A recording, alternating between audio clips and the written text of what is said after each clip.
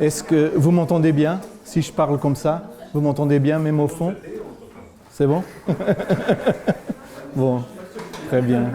Donc, bonsoir à tous. Merci d'être venus. C'est avec un grand plaisir que je me retrouve ici, encore une fois. Voilà, donc, ce rencontre, il est présenté comme une conférence. C'est peut-être pas exactement vrai. Je voulais que ce soit quelque chose d'un petit peu plus informel. Et donc, ce que je vais essayer de vous présenter aujourd'hui ici, c'est plutôt une présentation. Une conférence, c'est quand même quelque chose d'un peu plus digne. Et ce que je vais essayer de vous présenter ici, c'est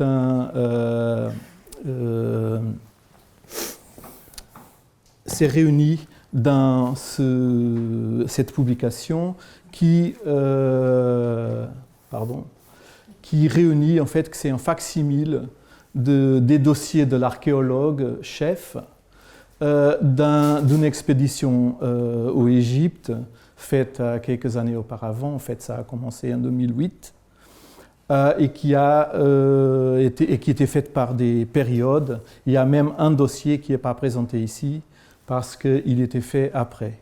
C'est une partie qui s'appelle le ministère des Affaires étrangères, qui n'est pas ici, mais que je vais vous parler un peu à la fin.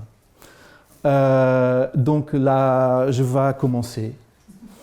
Et donc, le premier dossier, si je parle un peu en dehors de le microphone, est-ce que vous m'entendez quand même?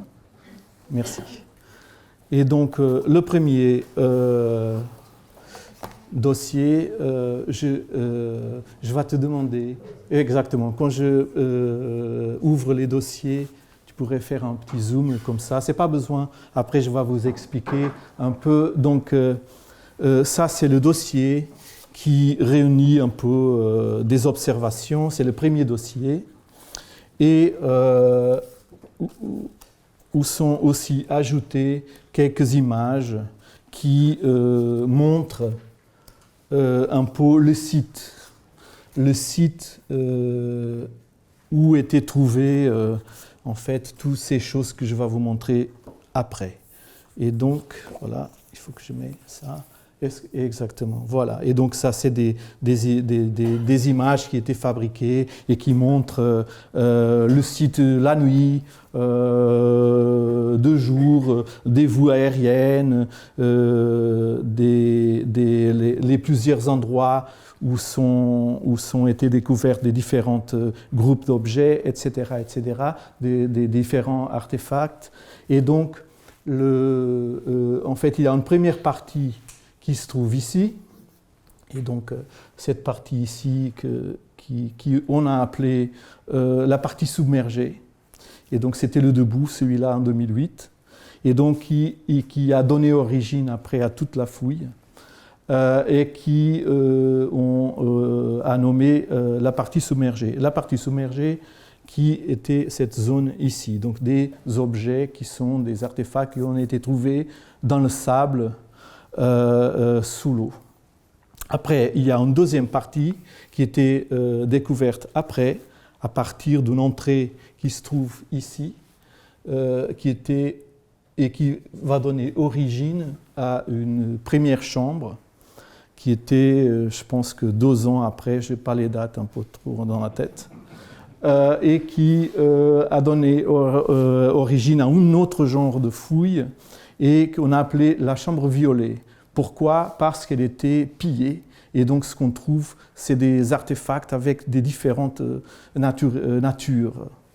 Je vais vous parler après un peu de ça. Là, maintenant, je survole un peu le site. Après, un troisième endroit qui s'appelle Terra Platonica, et qui est cette chambre, ici, la voie aérienne, et ici, où il n'y avait pas d'entrée. Elle était, en fait, on a découvert en sondant les murs et on a compris qu'il y avait une chambre, qu'il y avait quelque chose. Et donc, c'était ouvert un trou dans un mur. Et après, on a découvert en fait une espèce de chambre intacte, une espèce de chambre du trésor avec tous les objets soi-disant intacts.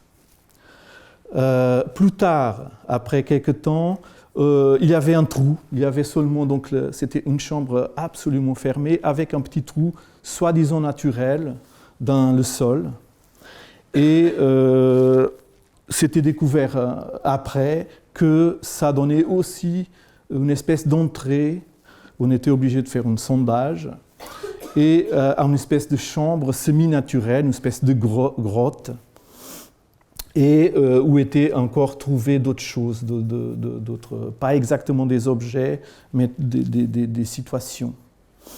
Et voilà, et donc le site il se divise, et le dossier aussi était organisé aussi comme ça, par ces 4 places, 4 endroits, que je vais maintenant essayer de vous montrer un à un.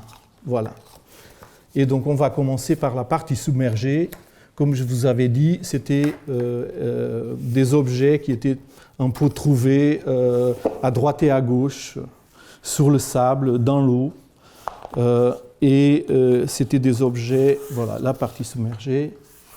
Et ces petits dessins qui sont au debout des dossiers, ils vont essayer, c'est des petites reconstitutions. Et donc les objets, ils n'étaient pas trouvés comme ça. C'est un peu un travail qu'on a fait d'essayer de reconstruire un petit peu ce que peut-être pourrait être la configuration originale, bien sûr, avec un grand degré d'incertitude. Voilà. Et donc, ça, il y a des choses même qu'on ne sait pas ce que c'était. Donc, des petites pièces, des choses un peu, des petites pierres, des choses qui ont des matériaux différents qu'on ne sait pas, qui sont tellement détruits qu'on n'arrive pas trop à comprendre ce que c'était. Et d'autres, donc j'ai des images un peu des objets et aussi des objets dans des expositions qui étaient faites à propos de cette fouille. Voilà. Et je vais essayer de mettre comme ça. Voilà, ça appartient ici.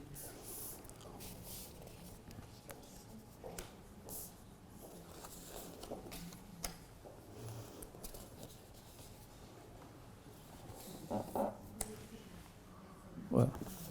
On arrive encore à voir. Voilà, ça, c'est. Je vais mettre ici.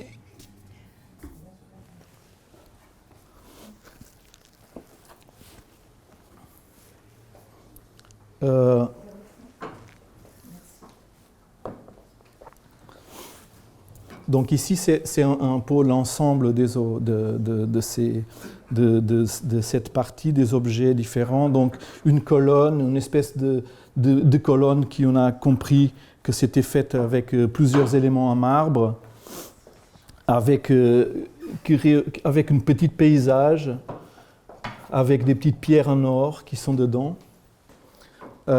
Ici, dans ce cas, donc ça c'est un détail de ce qu'on trouve ici dans cette, et qui correspond ici dans le dessin à cet objet ici. Après, ces deux espèces de grands dessins en métal qui on a appelé les vagues, parce qu'ils avaient des petites formes de vagues. On pense que c'est une représentation de quelque chose maritime, on ne sait pas trop ce que c'est. Après ces objets qu'on a exposés sur des tables et qu'on pense qu'ils ont une relation avec ces objets-là, qui on a compris que c'était des matrices et qui servaient pour faire des espèces de dessins en sable. Donc c'était des espèces d'objets composés et qui, avec du sable ou de quelque chose d'autre, produisaient des dessins, en espèce de padron, ça se dit patron en français. Voilà, des patrons qui servaient à faire des dessins. Et qui, on pense, qui ont une relation, parce qu'ils étaient 3, ça aussi c'était des 3 paires de choses, et donc on les a appelés les joints, parce que c'est toujours des objets qui ont une façon de se joindre, et donc quelque chose qui s'encastre un dans l'autre. Voilà, ces 2 objets en bronze aussi, un peu comme des marques qu'on utilise encore aujourd'hui pour marquer des terrains, donc on les a appelés les divisions de la propriété pour les identifier. Donc il y a des petites marques, des petites lettres des choses qu'on pense que c'est un signe quelconque qui servait à faire de la limitation des zones. Et voilà, donc cet ensemble, il réunit ces objets un peu énigmatiques qu'on ne sait pas trop à quoi servaient. Après, il y a des coïncidences. On a compris que, par exemple, cet objet ici, il donnait quand même, on a compris que le dessin des autres comme un ensemble, ils pouvaient de certaine façon reproduire ça. Donc si vous voyez, si je le mets ici, ça reproduit, il y a quand même quelque chose de phallique qui se dévoile, et donc peut-être qu'il y avait quelque chose à voir avec, on ne sait pas trop quoi. Voilà. Voilà, je passe au suivant. Après, on va revenir à tout ça, mais je voulais vous donner une espèce d'une idée de tout le site et de toutes les choses qui étaient trouvées dans l'endroit. Voilà, je continue. Hop. Ça donne aussi toujours un peu de travail à faire tout ça, mais bon, c'est quand même nécessaire de passer petit à petit tous les dossiers. Voilà. Après, cette chambre, là, pour moi, une des plus mystérieuses. Voilà, cette chambre, pardon, j'ai oublié qu'on a appelé la chambre violet. Comme je vous avais dit, pourquoi ? Parce qu'elle était réellement... je pense que les artefacts qui étaient présents, qui sont présents, ils ont deux catégories en fait. Il y a deux catégories d'objets.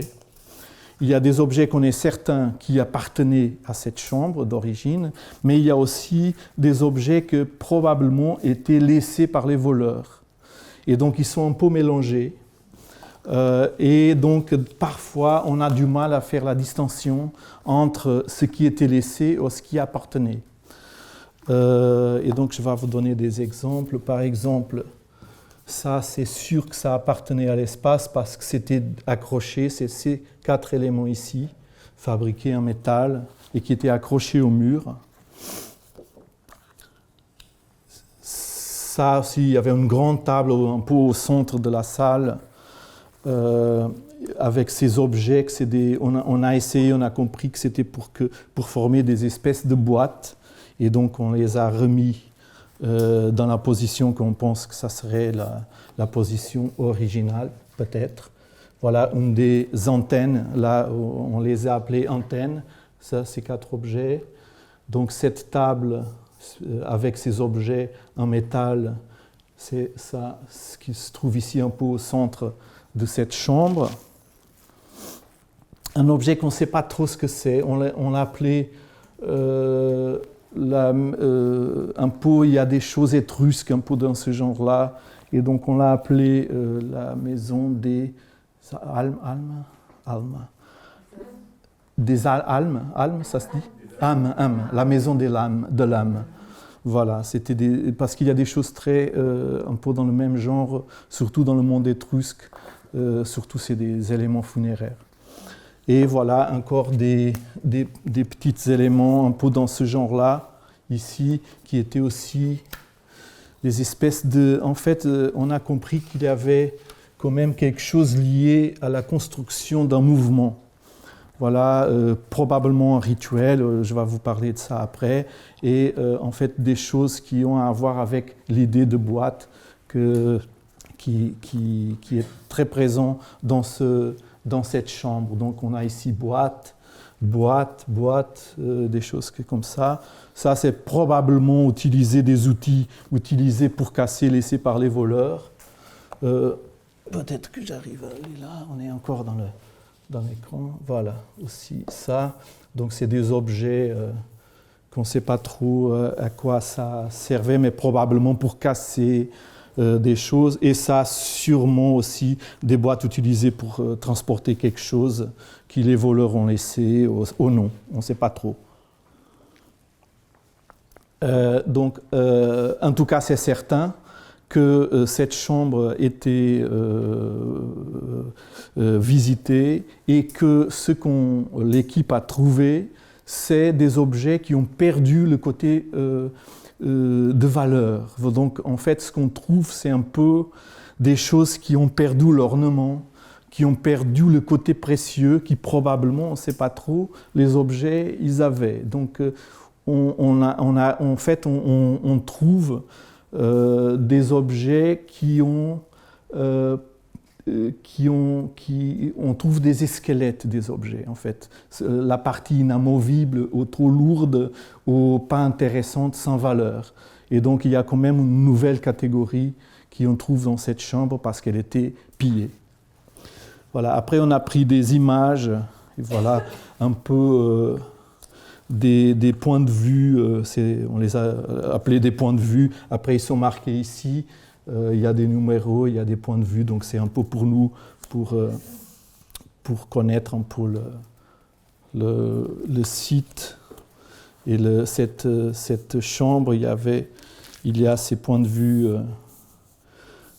qui étaient pris un peu des côtés, des choses qui étaient très fragiles et qui étaient qui ont disparu en fait. Quelques-unes, ils ont déjà disparu. C'était des petites choses qu'on a rentrées. Là, elles étaient soit très fragiles, soit très éphémères, et donc on a pris des images. Voilà. Et donc ça, c'est la deuxième chambre. Donc celle qui se trouve ici, la chambre violet, qui avait cette configuration. Donc ici, c'est l'entrée, et on trouve ici. Dans ce mur-là, c'est le mur où on a ouvert ce trou qui va donner l'entrée, qui va donner l'accès à ce troisième endroit, cette deuxième chambre, qui je vais vous montrer ensuite. Voilà, c'est là. Pardon. Après, si vous avez des questions, des choses, on peut aussi faire ça à la fin. Mais vous... Pardon, on ne sait pas trop, mais il y a dans la prochaine chambre, il y a des indices d'une certaine époque. En fait, c'est l'unique chambre qui nous donne des petits indices, parce que le reste, jusqu'à ce moment, on ne savait pas. Il n'y avait rien qui nous disait c'est à tel moment, il y a telle référence, rien de tout.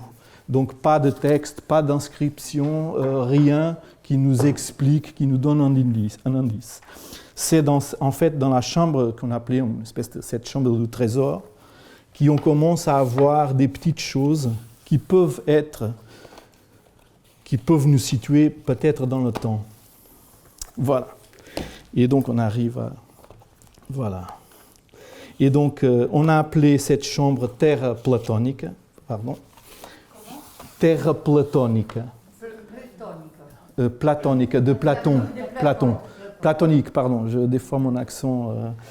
Terre platonique. Est-ce qu'on arrive à voir cette couleur? Elle n'est pas facile à voir. Voilà. Et voilà, donc la chambre. Cette chambre, elle était merveilleuse parce qu'on rentre et il y avait tout un frise de fresques tout autour. Et ces images, elles sont des petites copies qu'on a fait pour illustrer ce frise, que je vais essayer de mettre comme ça. Voilà. Et en fait, là, on commence à comprendre un petit peu qu'est-ce que c'était. Et voilà. Tac. Voilà. Je vais essayer de mettre tout ça plus ou moins dans la position où ils étaient trouvés. Voilà. Comment ils étaient trouvés. Et en fait, ces dessins, voilà, ces images, là, on commence à comprendre. En fait, c'est des cartes. C'est des cartes. Au début, on pensait que c'était vraiment quelque chose de purement ornemental. Mais en fait, c'était des cartes qui vont définir un monde, en fait, une conception d'un monde. Et voilà, je vais essayer. Voilà, ça s'est reproduit un peu. Donc ça, c'est le haut de la chambre. Tout autour, il y a ça. Et je vais enlever ça d'ici. Et au milieu, ça se trouvait des objets. Je vais commencer par là avant de mettre les autres images. La pièce faisait combien de mètres carrés? Environ une vingtaine de mètres, carrés de longueur par 5. Okay. Donc pas non plus très énorme. Mais l'autre, un peu moins. C'était un carré plus ou moins le plus petit. C'était un peu la proportion. C'est la proportion un peu des dessins. Après, voilà. Et là, on commence à avoir des petites pistes parce qu'on a trouvé en Égypte, il y a en fait des copies médiévales. On ne sait pas l'original, c'est perdu, mais il y a des copies médiévales d'un livre qui s'appelle Topologie chrétienne, d'un moine égyptien du 6e siècle, 5e quelque, qui s'appelle Cosmas Iconoplastus. Et dans ce livre qui s'appelle Topologie chrétienne, il fait l'apologie d'un monde fini. Et donc ça, c'était les illustrations. Et donc, en fait, ça, c'est des cartes d'un monde. Par exemple, celui-là, qui se répète, en fait, c'est en répétition. Il y a, je pense, 5 aussi typologies différentes, mais qui se font en répétition pour former ce rythme. Donc, 1, 2, 3, 4, 5, 6, 7, 8. 8 dessins différents, je pense. Et donc, par exemple, celui-là, on l'a appelé les 2 étages de l'univers. Donc, la partie terrestre, toujours représentée par un carré, et la partie céleste, représentée par des courbes, un cercle ou des courbes. Ici, le firmament, voilà, la représentation du monde comme une montagne, une espèce de montagne, avec le soleil ou la lune qui se couche et qui se lève, et avec la représentation du firmament. Voilà. Ici, le soleil et les climats. Donc à l'époque, l'année était divisée en 9 et pas en 12. Et donc ça, c'était les rayons de soleil. C'est très beau parce qu'en fait, c'est des gnomons. C'est la représentation d'un gnomon. Donc l'ombre va changer. Et c'est l'ombre en fait, comme un cadran solaire qui va donner l'année, l'époque de l'année. Et donc, le soleil et les climats. Les climats, c'était les noms pour les différentes époques de l'année. Voilà. Ici, le monde et l'océan. Donc, le monde représenté, en fait, ça, c'était la représentation du monde. Au centre, en fait, le monde qu'on connaissait, l'océan tout autour et le monde inconnu. Et le reste, c'était un peu l'éther, un peu l'espace. En fait, le monde, c'était cette idée du monde plat avec l'eau qui tombait tout autour. Et voilà, mais déjà avec la perception, c'est ça que c'est très curieux, très beau, avec la conception qu'il avait un monde inconnu qui était déjà représenté, mais on ne savait pas trop. Il ne savait pas trop. Voilà la répétition. Ici, c'est aussi la montagne du Nord. La montagne du Nord, c'est exactement ce que je viens de dire, le monde inconnu. Parce qu'en fait, ce qui était au Nord, c'était ce qui était au-delà, où on n'était pas, où on n'avait pas accès. Et donc aussi, en fait, cette image-là, c'est la représentation de ce morceau de terre qui se trouve ici, de notre façon. Le monde est le pilier de l'univers, donc le monde avec les piliers qui soutiennent l'univers. Et celle-là que j'aime beaucoup, parce que c'est vraiment une représentation géométrisée d'une idée très abstraite, s'appelle les antipodes. Les antipodes qui est l'opposition des pieds, et donc deux formes en forme de pied qui s'opposent. Voilà. Et donc ça, c'était le fresque dans cette salle. Et après, dans le centre, dans la salle, il y avait un pot à droite, sans aucun ordre, en désordre. Alors c'est sympa, on a le trou ici qui donne accès à la partie de la grotte. Il y a une grotte là-dessus? Oui, il y a là il y a... Voilà, il va avoir. Et voilà, ici, donc, il y avait ces pièces qui étaient en bois et en verre, un peu précieuses. En fait, les artefacts qui étaient trouvés dans le sable et dans cette chambre qui était volée, ils étaient, en fait, toute la couleur, tout ce qui brille, tout ce qui chose est disparu. Et là, par contre, quand on rentre dans cette salle, tout brille, tout est couleur, c'était vraiment une merveille. Et donc, on trouve ces boîtes très énigmatiques au debout. Après aussi, on commence ici dans cette salle, on commence quand même à avoir des références. Et voilà, c'est ces boîtes qui ont ces configurations. Je vais regarder. Bon, ça, c'est des images des expositions où ces objets étaient exposés. Et pour ne pas prendre beaucoup d'espace, je vais laisser comme ça. Et donc, ça, c'était à l'intérieur de cette salle. En fait, ça reproduit un peu la configuration de la salle avec ces objets à l'intérieur. On pense aussi, donc ici, c'est curieux parce que je ne sais pas si vous vous souvenez, au debout, dans la première salle, la chambre violet, il y a ces formes qui sont sur cette table. Et ici, on retrouve une espèce de répétition de ces formes, exactement avec la même taille, mais maintenant en verre. Donc, ce qui était très solide, un métal dans la première salle, ici se trouve très fragile en verre avec de la couleur. Et donc, on pense que c'est vraiment une répétition de cette forme, comme si c'était la représentation de l'autre.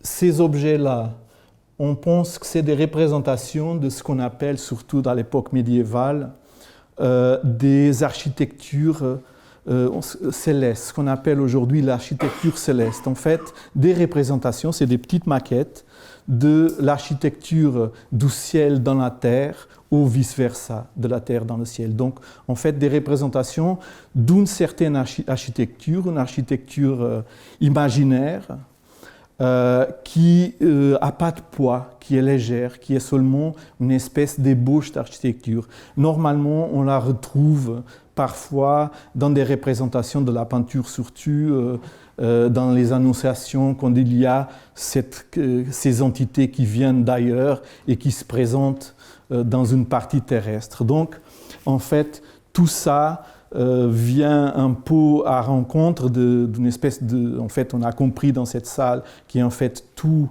le site était une espèce de carte, peut-être d'une certaine cosmologie, et le site, il était un grand dessin qui parlait de ça. On a des indices les plus forts ici, mais peut-être que les autres, en fait, avec le dernier dossier, on comprend un peu mieux, mais je ne voulais pas...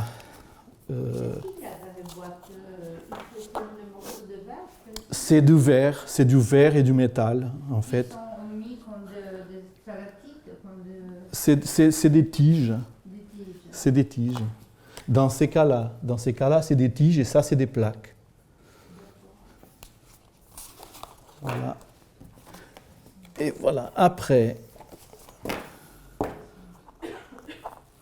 Et là, dans ce truc que vous avez la main à côté, le bleu et noir, et ça ressemble à une caméra photographique. Celui-là, Non, celui-là, c'est aussi comme c'est des plaques de verre. Et par contre, la différence, c'est que là, c'est des plaques de verre de différentes couleurs. Et ici, c'est des plaques de verre, tous avec la même couleur. Donc, ça fait des objets quasiment monochromatiques. Et ici, c'est un peu plus... oui. On ne peut pas l'ouvrir. C'est des plaques qui sont avec cette structure en bois et qui sont posées comme ça, en formant, en fait, c'est que des cubes. Même dans notre salle, c'est toujours des cubes. Et même ces boîtes fermées, c'est des cubes. Donc il y a une espèce de répétition on comprend qu'il y a dans la salle, par exemple la salle violet, qui est une espèce de salle cubique, où il y a une table, où il y a des cubes, donc il y a une espèce de répétition toujours de cette forme qui est, si on veut bien voir, quand même une forme qui est très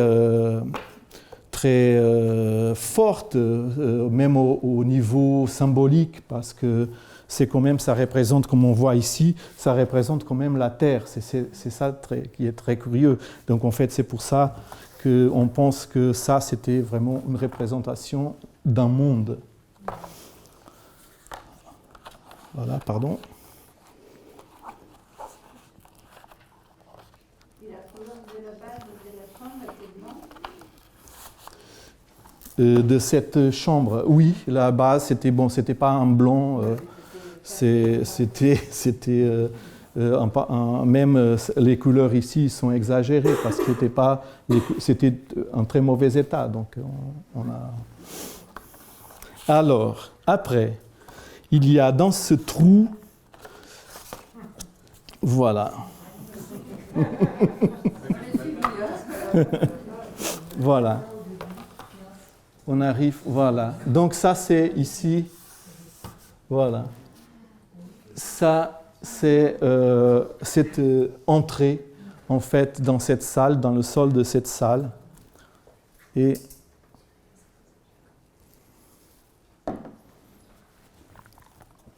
Et voilà. Et là, ça, c'est la représentation de... Je vais les mettre quand même d'abord comme ça.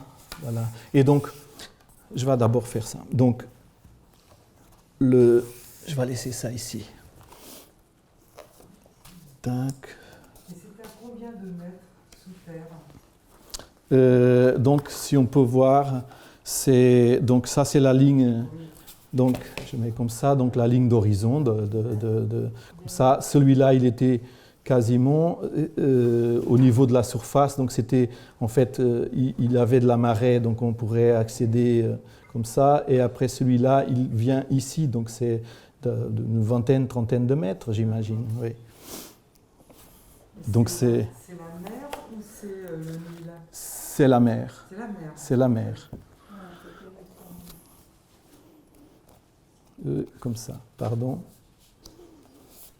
Tac, je vais mettre comme ça, sinon j'arrive pas à m'orienter. Et donc, on a fait les dessins derrière les images. Petit. Il était petit. On pourrait rentrer dedans une personne très mince.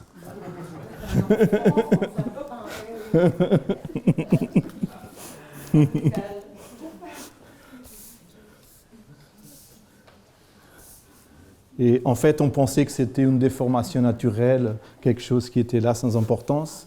Et en fait, non. Non. Non. Et voilà. Vous avez pu rentrer dedans? Oui. Ah oui. Eh oui. Ça fait quelques années. Ça fait quelques années. Peut-être plus maintenant.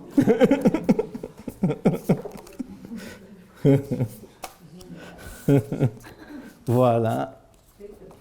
Et voilà. Ça, c'est les représentations de ce fameux trou.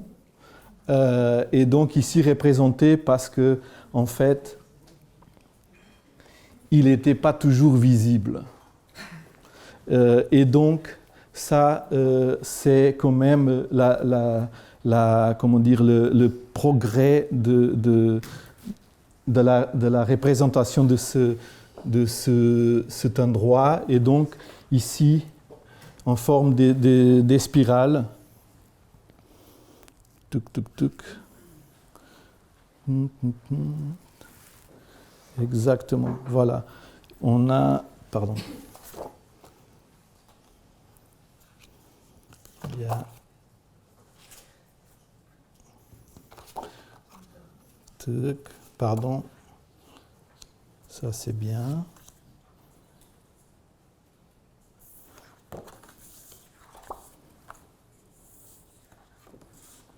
Ah, c'est ça que c'est pas bien. Tac. c'est bien, c'est bien. Parce que c'est une... 3, 4, 5. Exactement. Voilà. Donc, ça, c'est les représentations. En fait, c'est comme ça. Tac, tac, c'est une proportion et fait comme ça. Et donc, ça, c'est l'image fabriquée par les couches qui donnent l'image complète ici. Donc, une couche, en fait, l'image de ce trou qui est dans le sol, représentée par 12 couches différentes. Donc, une, deux couches de couleurs, 3 couches de couleurs, 4, 5, 6, 7, 8, 9, 10, 11, 12. Donc ici, il y a une image fabriquée, la dernière, et qui donne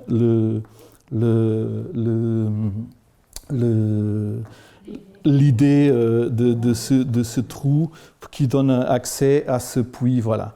Et fabriqué par des 12 couches de couleurs. Et c'était ce processus qui révélait cette entrée, en fait. Après, il avait... Là, on commence... Parce qu'on a utilisé un processus de division des couleurs pour donner... pour construire l'image. Donc, cette image, elle a seulement une couleur.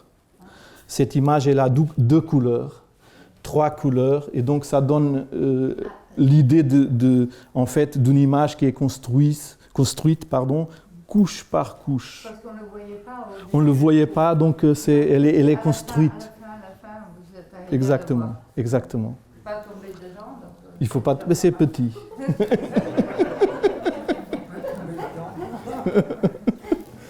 Voilà. Après, à l'intérieur, on a une espèce de cheminée et qui donne accès à une espèce de caverne semi-naturelle. Il y a 2 tubes, ça qui était artificiel, ces 2 tubes ici, c'est en fait des lignes qui étaient excavées, ça se dit ? Creusées, vraiment très géométriques. Et qui permettait, dans une certaine époque de l'année, de rentrer des rayons de soleil. Et donc, les rayons de soleil venaient ici, et il avait ces pièces suspendues, des espèces d'ampoules en verre. Voilà. Voilà. Et qui... Non, aussi ça, il a une espèce d'origine qui on sait peut-être aussi. C'est des représentations, en fait, basées très proches de l'enfer de Dante. Et si vous voyez ici, dans celle-ci, voilà, ici, c'est une espèce de goutte en verre avec un vortex, une forme comme ça. Et l'autre, de l'autre côté, on le voit un peu mal, mais c'est exactement la même forme, mais avec le vortex en haut. Si on commence à penser, plus ou moins à la même époque, on pense l'enfer et le purgatoire, qui sont des images symétriques. Le purgatoire, c'est un mont, le mont purgatoire, et l'enfer, c'est un trou. Et donc, c'est vraiment des images symétriques. Et en fait, la lumière, elle rentrait et elle projetait dans les murs de la caverne l'image en ombre de ce qu'on peut voir un peu ici. On a simulé un peu, voilà, l'image de ce monde avec le vortex et un mont, en fait des images symétriques. Donc il y a peut-être, donc c'est des relations, des choses comme ça. Il a passé par l'Égypte. Non, on ne sait pas. Mais il y a quand même toujours des coïncidences qui sont intéressantes. Voilà, après, il y a un autre dossier qui n'est pas là, parce qu'il est au ministère des Affaires étrangères. Et voilà, qui était un point secret, et c'est en fait un point dossier qui est maintenu par l'équipe un peu caché, et qui, en fait, est une tentative de comprendre qu'est-ce que c'était cet endroit. Et en fait, on pense que, en réalité, je vais encore réouvrir, il avait une espèce de plateforme. Le site, il n'était pas comme ça. Donc en fait, le site, c'est pas celui-là, il n'était pas comme ça avant. C'est pas encore celui-là. Ah, il est là. Voilà. Il avait ici une plateforme. Et donc, il avait probablement une espèce de procession, ça se dit en français, une procession, une espèce de rituel avec des danseurs, des danseuses, des prêtres, d'un rituel qu'on ne sait pas trop, et qui allait dans cette chambre, c'était quand même une architecture, on ne sait pas trop, probablement c'était déjà enterré, ça c'est certain, ici on n'est pas sûr, mais c'est sûr qu'il y avait ici une partie qui était une espèce de terrain qui donnait accès à cette entrée, qui est un peu détruite, mais qui donnait accès. Et il avait une procession, il avait probablement une partie, on ne sait pas, ça c'est vraiment une supposition, des prêtres, des prêtresses qui rentraient, mais il y a quand même des indices que cette chambre qu'on a appelée la chambre violet, avec ses objets antennes, servait pour créer un rythme. Et donc il avait probablement des danses, de la musique, et qui servaient, donc les objets qui étaient là-bas, quelques-uns servaient probablement à émettre du son, et d'autres à le capter. Donc c'est les objets qui étaient dans les murs qu'on a appelés antennes, c'est en pensant que peut-être que ça servait à ça. Ce rythme, cette musique, elle résonnait dans cette chambre qui était absolument fermée. Et en fait, cette chambre qu'on a appelée terre platonique, c'était une espèce de chambre de résonance. Et cette chambre de résonance, donc elle était une espèce de grand amplificateur. Et cette résonance, elle était conduite par ce trou dans la grotte, qui était en fait une partie naturelle.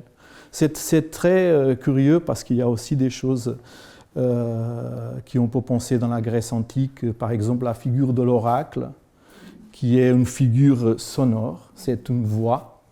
Et ici, un peu, ça se passe aussi un peu de la même façon. Donc, c'est un son.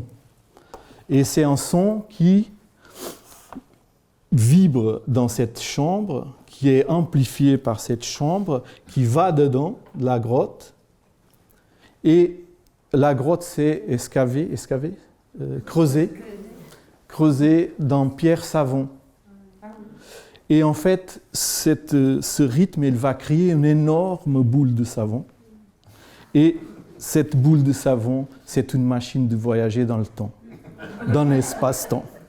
Et en fait, tout ça, c'est une machine de voyager dans le temps et dans l'espace. Une espèce de navette spatiale qui... Exactement. Et voilà. Et donc c'est ça qu'on pense que c'était un peu le propos et le mystère de ce site. Et voilà. Et donc j'ai épuisé ma verbe. Mais je suis prêt à répondre des questions. Qu'est-ce qu'il y a dans la quatrième... Dans la grotte. Dans la grotte, il n'y a rien. Il y a la pierre savon, il y a ces deux objets en verre, il y a les tubes, il y a de l'eau. Et donc c'est la vibration qui fait créer cette boule énorme de savon qui voyage dans l'espace-temps. Mais boule, vraiment, boule, vraiment une boule. Ah oui. Vous avez des enregistrements des vibrations? Non, c'est que des suppositions. C'est impossible de la refaire marcher. Et ce qui est caché, qui ne nous voit pas encore, c'est parce que c'est ce dossier secret, parce que c'était un peu délicat, et donc il était gardé dans le ministère des Affaires étrangères. En Égypte. Ici. En France. Oh merde.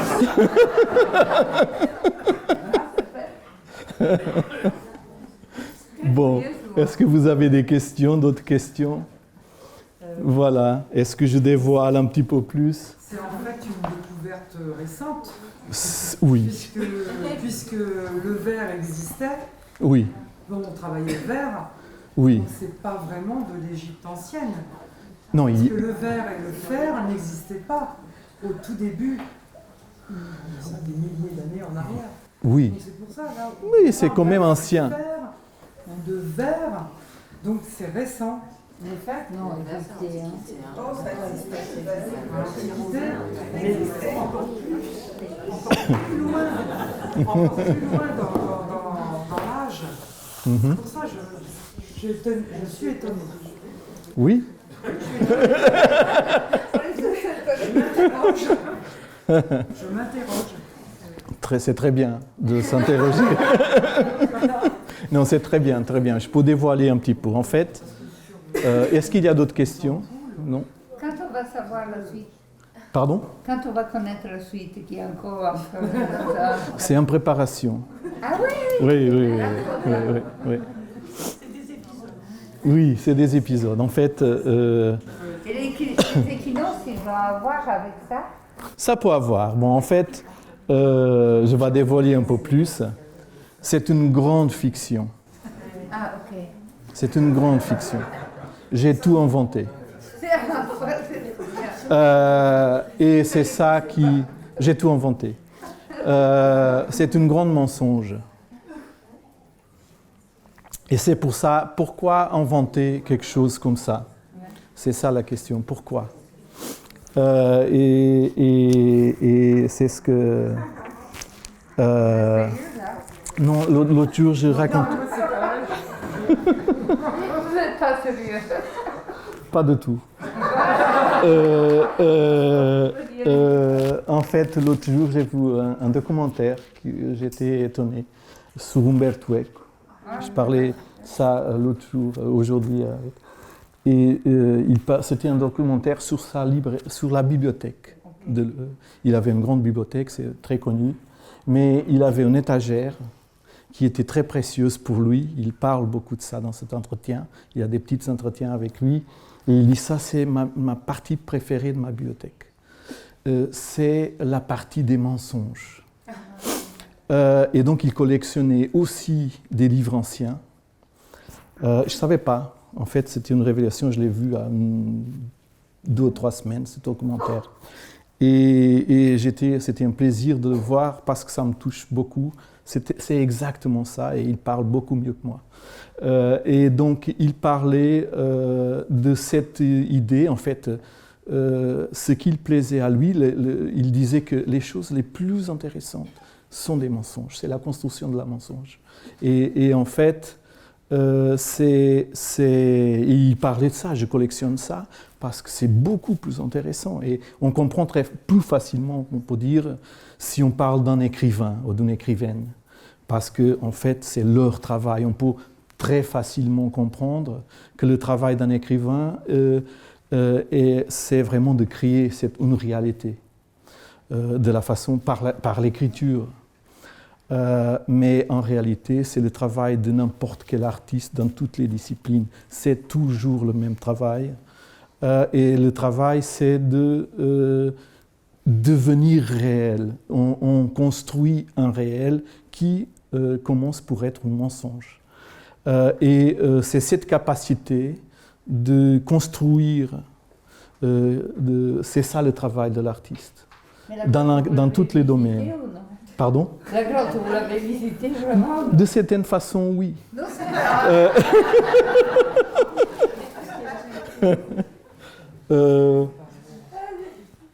parce qu'en fait, il faut être... Qu'est-ce que c'est l'important? Oui, mais l'important... Mais la vérité, c'est pas exactement... Des fois, c'est pas exactement ce qu'on pense que c'est. Après, c'est la construction. C'est en fait, qu'est-ce que c'est important dans la mensonge? C'est être crédible. La crédibilité, c'est quelque chose de très difficile de construire. Et en fait, c'est pour ça, en fait, j'ai décidé de faire ce projet. Pourquoi? Parce que j'étais enseignant, j'ai enseigné sculpture pendant beaucoup d'années, une dizaine, une quinzaine d'années, et j'ai compris qu'il y avait une grande difficulté, surtout pour les élèves, de comprendre ça, de comprendre que, en fait, c'est pas la réalité qui intéresse. C'est vraiment toute une autre chose. La réalité, c'est pour vivre, et c'est déjà pas mal. Le monde de l'art, la discipline artistique, c'est il faut créer toute une autre chose. Et donc la mensonge, elle est un outil extraordinaire, beaucoup plus intéressant que la vérité. Et donc, après, c'est comment être crédible. Et c'est pour ça que je me suis dit, je vais faire une chose, c'est mon unique projet avec un narratif. Parce que je n'utilise pas trop, j'étais obligé de l'utiliser pour pouvoir vous raconter cette histoire. Et donc j'ai besoin d'une narration, j'ai besoin d'une fiction, de la construire. Mais surtout, le plus important, c'est que je me suis dit, il faut que je construise tout de A à Z, et il faut que tout soit faux. Et il faut que rien soit égyptien. Et donc, j'ai aucune chose, c'était l'unique chose. Il faut que je construise un projet dans l'Égypte où 0 élément est égyptien. Donc, il y avait seulement cette norme que je me suis mis à. Après, j'ai volé des choses à droite et à gauche. Aucune d'elles est vraie et aucune d'elles est égyptienne. Mais ça me permet de construire une fiction qui est crédible. Et crédible, pas parce que je vous raconte une histoire, elle est crédible parce que les objets sont passibles d'être regardés avec un certain intérêt, j'espère. Mais c'est ça qui est l'essence de l'objet artistique, dans mon opinion. Bon, il y a plusieurs facettes, heureusement. C'est un cristal qui brille en toutes les directions, mais c'était très intéressant et je l'ai fait quasiment dans un contexte scolaire parce que je le crois que vraiment, dans d'autres travaux à moi, quelques-uns de mes travaux qui sont exposés ici en ce moment, il y a quand même cette idée qui est toujours présente, que c'est construire quelque chose avec une certaine, l'habilité, la plus grande habilité que je peux, pour faire croire et pour créer une certaine réalité qui donne une certaine présence à quelque chose qui était fabriqué, qui est une présence peut-être même, j'aimerais bien, meilleure que la réalité elle-même. Et donc c'est ça l'objectif de l'objet artistique. Et c'est pour ça que ça m'a vraiment touché de voir d'écouter les mots de Umberto Eco, à parler de ses livres qui lui étaient chers et de son travail. Et je me suis vraiment vu, moi, là-bas, dans ces mots. Voilà. Et je voulais finir un peu comme ça. Si vous avez des questions, je suis encore là et prêt à vous répondre si je peux. Moi, j'ai une question. Oui. Qu'est-ce qu'ils pensent au boulot des étrangers, là où il y a les quatrièmes... Oui, je suis en train de préparer. J'ai eu du mal. Ils n'ont pas compris que c'est un mensonge. Ils sont encore là en train de les étudier. C'est possible, la boule de savon, on peut pas... Non, j'ai eu du mal, mais j'ai quand même arrivé à avoir un dossier pour le faire en fac-simile du ministère des Affaires étrangères. Oui.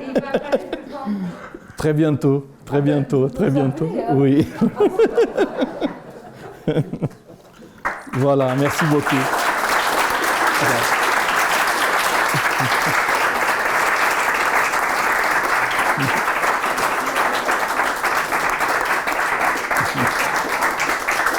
Merci.